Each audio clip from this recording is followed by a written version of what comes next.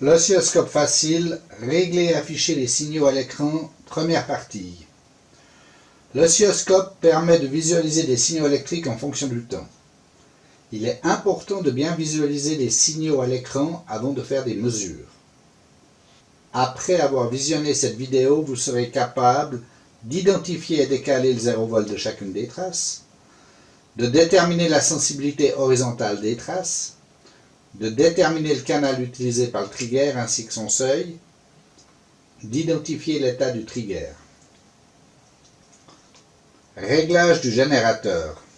Signal sinusoïdal, fréquence 1250 Hz, amplitude 5 volts AC crête à crête, pas d'offset.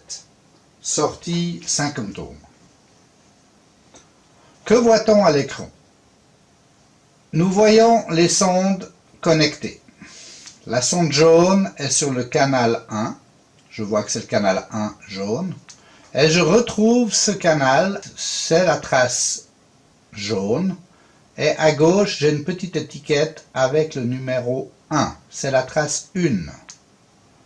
De même, j'ai la sonde du canal numéro 2. Le canal numéro 2 est le canal bleu de mon cas.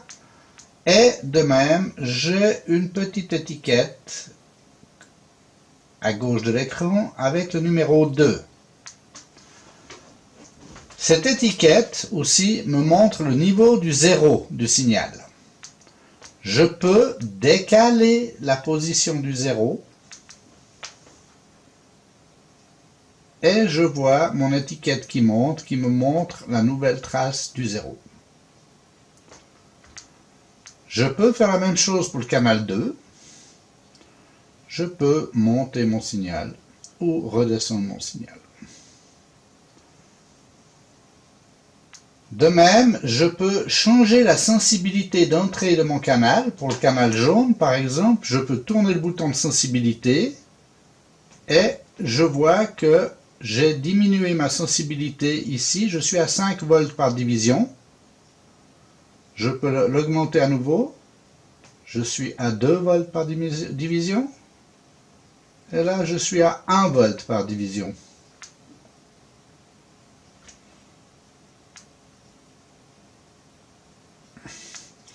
La même chose pour le canal 2.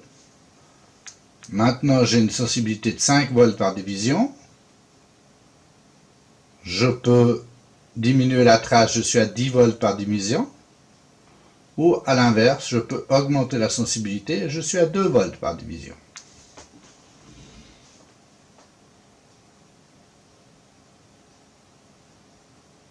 Je vois ici que j'ai une sensibilité de 250 microsecondes par division. Je peux ici changer la sensibilité horizontale. Donc je peux changer la sensibilité à 100 microsecondes par division. Ou au contraire, je peux montrer plus de traces en allant à 500 microsecondes par division. Je peux aussi décaler ma trace. Je vois que ma trace est marquée par le petit T là. Je peux la décaler avec mon bouton, l'avancer par exemple, et je vois que j'ai la position ici qui change. Je suis à 160 microsecondes. Si je vais sur une division, un carré, mon T il est sur 1 carré d'avance, j'ai 250 microsecondes.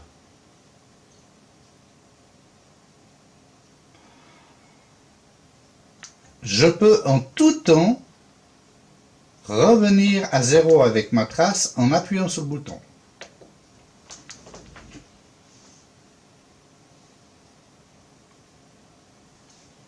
Nous avons le trigger ici.